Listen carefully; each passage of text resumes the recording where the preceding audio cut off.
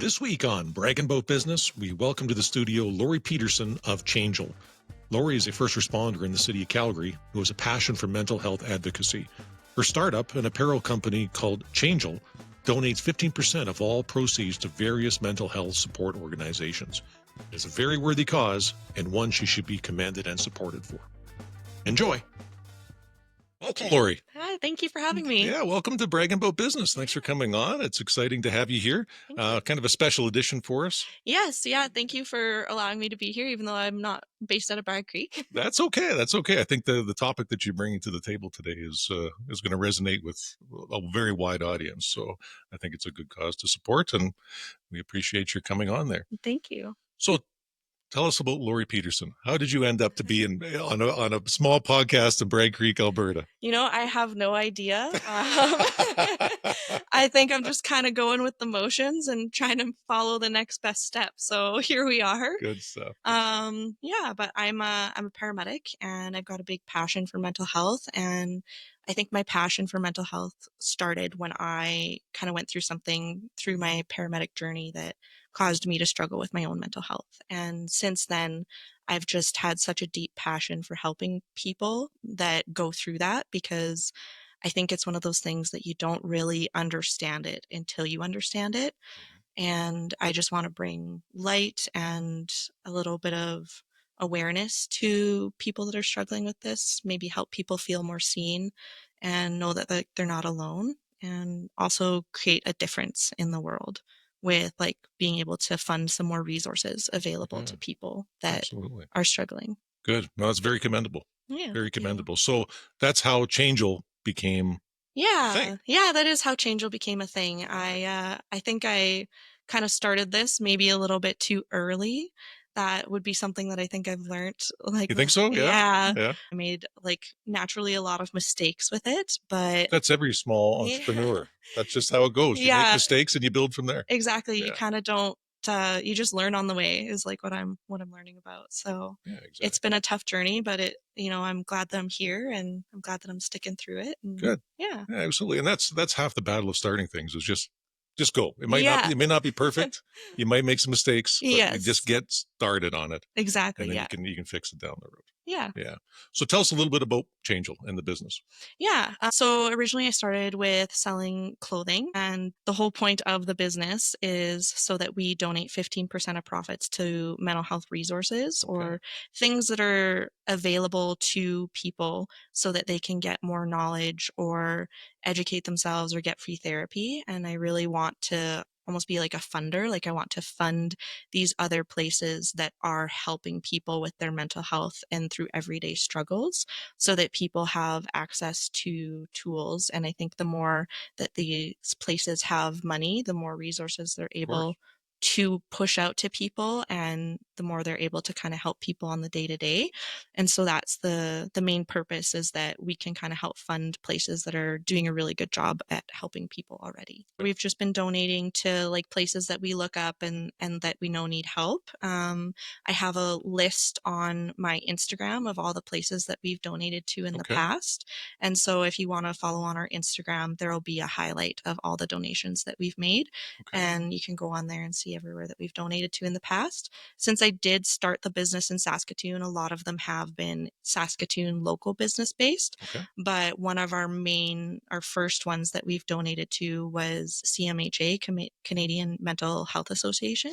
And they have a drop down menu, which I actually really like, that I know a lot of people think that your donations just go towards administration fees and like running the business, but you can actually click a drop down menu and choose like, do I want this to go to administration, or do I want this to go to this specific service? And you can pick which specific service you want it to go to. Excellent. So I have donated to OSI CAN for like mental health with first responders. And that's been one of our bigger ones that we've donated to. Very nice. Very good. Excellent. Can you paint us a day of what it would look like for a first responder that where this would be taxing on their mental health? And are we talking about like the calls we go to? Yeah, not necessarily details, but something like that. That's like I think It very much kinda depends on, like, the service you work for with how busy you are, but I think regardless of, like, the busyness of the service, you're all still doing the same job and going to the same calls, and you don't know, like, what call is going to hit you. I think that depends on, like, the person that you are, your background, Sure. and what's gonna trigger you. And I'm sure there's probably very limited information as Yeah. to what you're walking in on. Yeah, very limited information. I think it can just be taxing in so many different ways. So, not only are you going and dealing with high emotional stress situations, you're also having to think critically and move now to try to make a decision of how are we going to help this person, especially in like a crisis where you know that time is of the essence. So, there's a lot of mental pressure with thinking critically. How quickly are we moving? What is the best treatment plan? And then you also have to add in the emotional factor of you're dealing with family members that are also very scared and don't know what's going on. And you're a stranger that walked into their home, and now you're just instantly being like, I need this. We need to do this. We need to move now. Yeah. And so there's like a high emotional factor when there's people crying on scene or screaming just due to the situation that you're dealing with. And you're also having to kind of block out this emotional factor Right. so that you can focus on your critical thinking skills and what you need to do right now. So sometimes during a call, you don't actually get to feel that emotional response of like what you're dealing with or the severity of it until after the call. And then sometimes, even at the hospital, if it's a busy day, like you're cleaning up, you're writing your report, and you're getting back out there, potentially going to another call. Right back in it. You don't really have a lot of time to process your emotions and sit there and be like, oh, like this, like actually really affected me. I think we're moving in the right direction with peer support and some different programs. So, what is the overarching goal then for Change? What exactly would you like to see Yeah. accomplished? I would love to see accomplished that we are able to kind of privately fund, if we're dreaming like the big numbers, the big deal game, I would love to privately fund services that help people day to day with their mental health to try to keep people out of hospital and keep people, not keep people out of hospital. If you need to be there, you need to be there. Sure, of course. Absolutely. Yeah. But I just know from experience that I don't think that there's enough help or enough resources available in hospital. And I think that there needs to be that big gap filled. But I think for like day to day people that don't want to go there and like recognize their symptoms early and want to get help early, I would like to privately fund resources and Yeah. companies that are able to then produce more services to help more people. And Yeah. So it's a proactive yeah, more of a thing. proactive thing, and even if we could, like, eventually lead it to funding, like, a private mental health clinic that ran 24 hours. How great would that be? Yeah, that would be amazing, that had, like, social works and psychologists and experts that are really good at this available to help, Yeah. just so it does actually help people, and it's not like you're just taking them somewhere to sit and be like, "Well, at least you're watched here and you'll be okay," but you're not actually like, you're just kinda sitting alone with your dark thoughts for, like, 8 hours. Totally. Yeah. Well, Yeah. we were talking about this a little bit before we started Mhm. recording, and yeah, like when you can bring somebody into an ER and they obviously have some mental health issues, Mhm. what's their experience going to be like? Yeah, I think it very much depends on if they've called 911 or if they've come on their own. I think their experience is gonna be very dependent on the individuals that they see in the system, who you deal with versus for, like, the level of compassion you're gonna get when you come in through those doors, because there are people in this profession who have gone through this and themselves or have had family members gone through it, and maybe they have a little bit more experience or education behind it. There's also people that have seeked out further educating themselves beyond the education that we get. A lot of it comes down to funding, right? When it comes to education or what resources are available, the big one is funding, which is kind of why I started a business outside of this, that I could donate money Right. towards that, Yeah. because I think that if you don't have the funding for education, then the people aren't going to get the education they need or the skills that they need to be able to serve this kind of population. Yeah. And I think also if you don't have the funding in the right places when it comes to the healthcare that I think everywhere that you can look. Like there's not enough funding in healthcare. No. How did you come up with the name Change? When I started the business, I knew I wanted to trademark the name and the logo. And when I was going through that process, talking with a lawyer, they had said that made up words are a lot easier to trademark because if it can't be found in the dictionary, It's yours. Yeah, exactly. You made it. Yeah. And so I originally wanted to call the company Change because the whole purpose was that we're creating change. Right. And then when she said that, I was like, oh, like, let's play around a little bit. I wanted to have it symbolize like change angel, and that like the customers would be our change angels was kind of behind the name. And so I did make a very weird spelling, which I think was a little bit too far off. And a lot of people have been mispronouncing it as Channegel. Channegel. It's very, very French. Yeah. So we are kind of going through a trademarking process where we're going to drop an N and an E. Okay. And then it's just going to be spelled Changel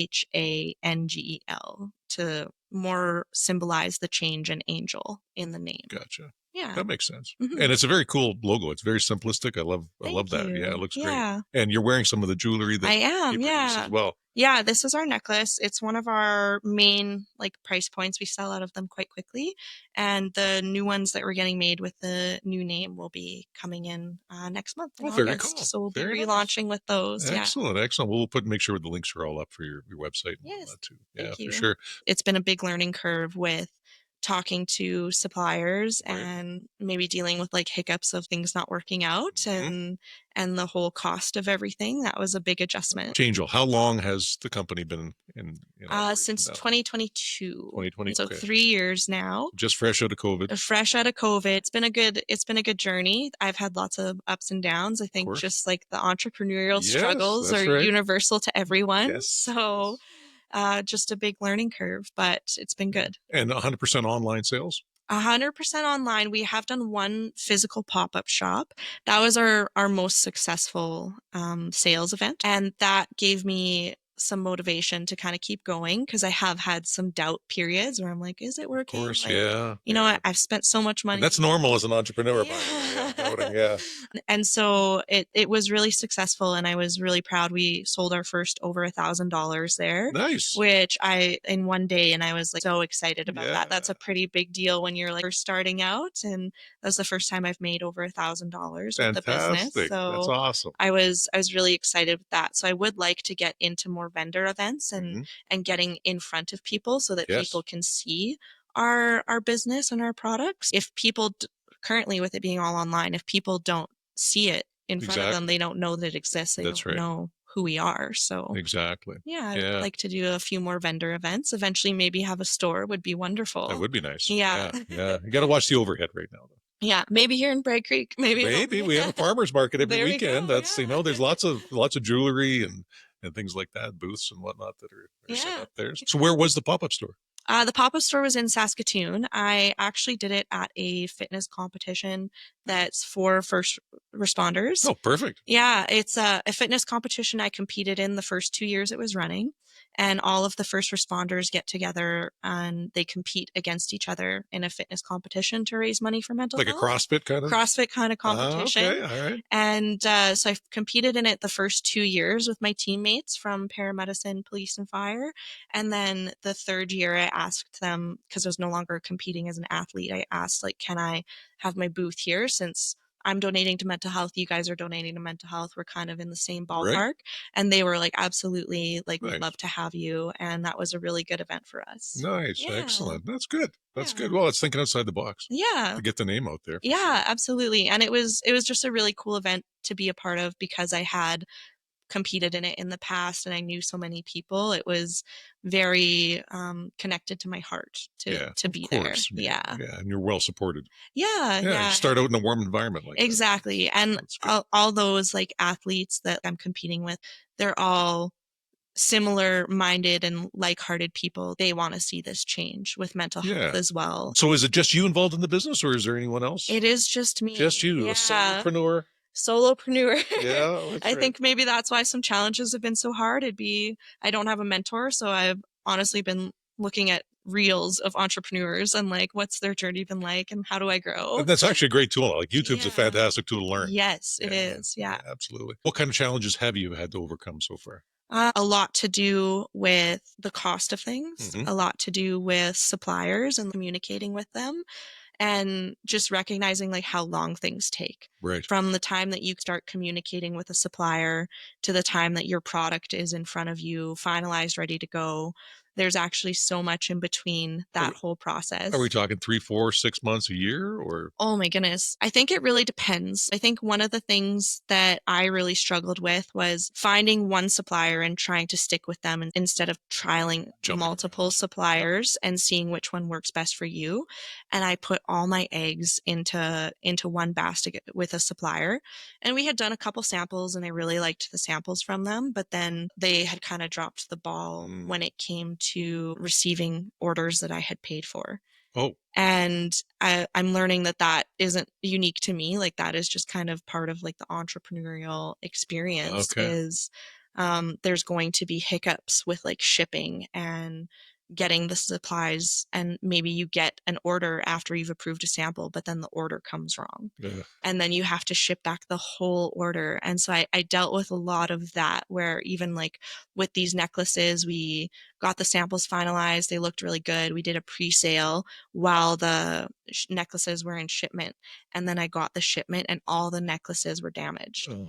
So then I couldn't give the pre-sale orders out. Jeepers. And so that was a really big learning curve for me was like, don't do a pre-sale until you have Verified. even though Yeah. you've verified the sample, like the product still needs to be in front of you before you're going to be doing a pre-sale. Yeah. And maybe that's just like something I should have known. And It's learning. just it's a learning curve. Yeah, Yeah. exactly. But yeah, I figured like, oh, like the samples are good. I've worked with this supplier, like they've been great.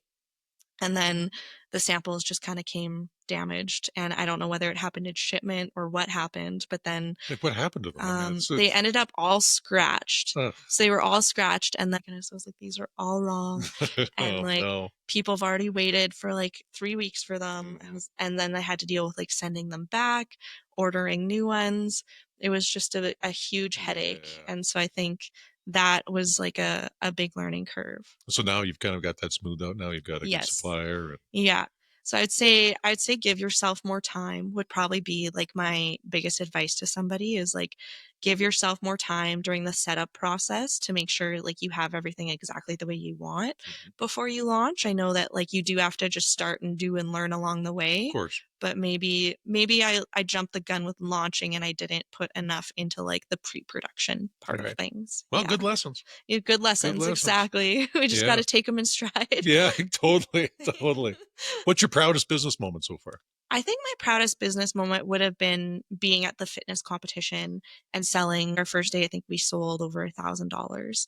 And that was a very proud moment for me because that has been our biggest like sale event to date. Proof of concept. And yeah, proof of concept. And it's everything you work for. You Right. put in all of that effort and all of that work behind the scenes and have all of these emotional highs and lows. Yeah. Is this going to work? Like, I want it to work so badly.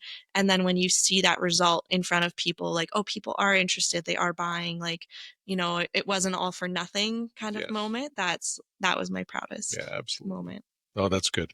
Knowing what you know now, is there anything you would have done differently when you first started out, aside from maybe starting slower? I think I would have trialed getting it printed first before committing to the trademark process. Oh, okay. Because that has actually been something that has held me up with quite a few suppliers because it is so detailed with all of the dots in the triangles. It is limited to certain printing capabilities. And there have been multiple times that I've reached out to a supplier that like instantly says, yeah, we can help you. And then they take the logo and they start to try to print it and it'll come out very blotchy or like not clean, not detailed or not clean. And they'll come back and say, we can't actually print it. It's not compatible with our design program that we're using. And so then it doesn't print clearly. Sure. And so I think even though I love my logo now and we're kind of like committed to the trademark, Yeah.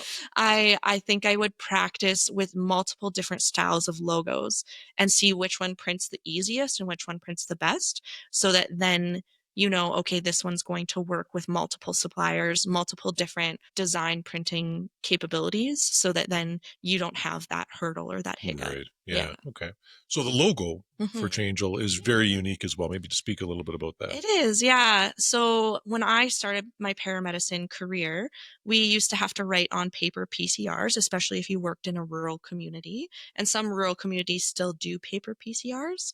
And with the medical lingo, we were taught to draw a triangle in substitute for the word change.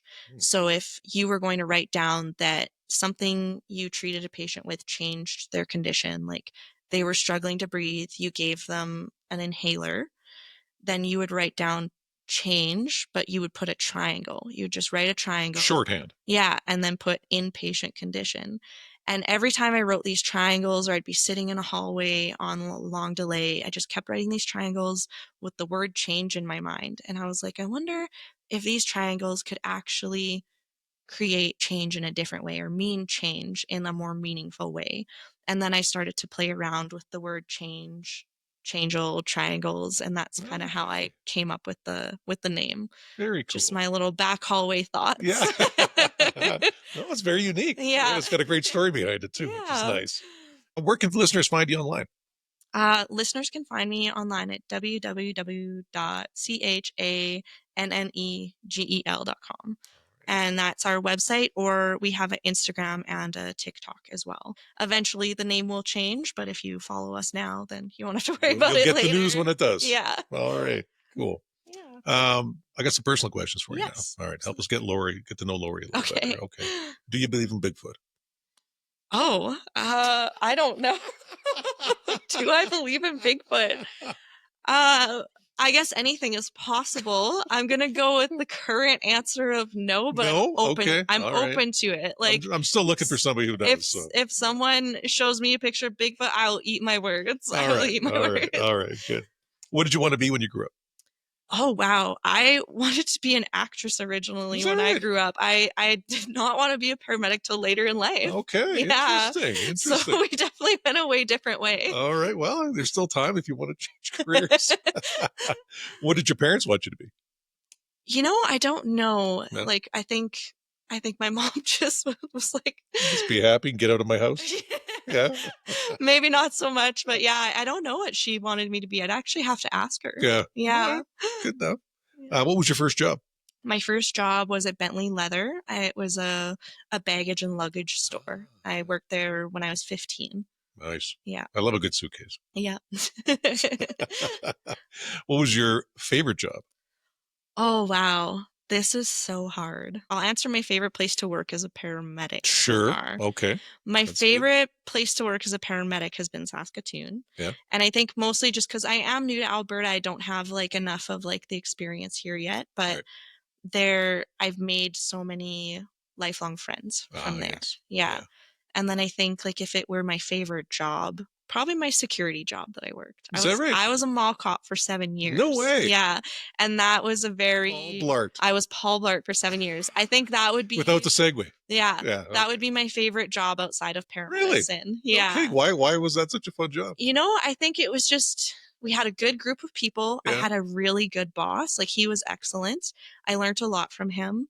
It was very laid back. Yeah. And then there would be like these small bursts of like excitement. And that was the job that got me interested in paramedicine. Oh, okay. So like I guess if we're looking back to like the trajectory, like my security job got me into my paramedic It was a job, gateway. and my paramedic job got me into starting my business. So Right. it's kind of all part of the process. Funny how things get you to where you are. Yeah. What are your thoughts on social media and influencers? I don't think I have like a negative opinion on it. Yeah. I think it's good. I think it's created a lot of opportunities for people to make money and support themselves. And I do see a lot of positive movement with good mental health podcasts Yeah, or like absolutely.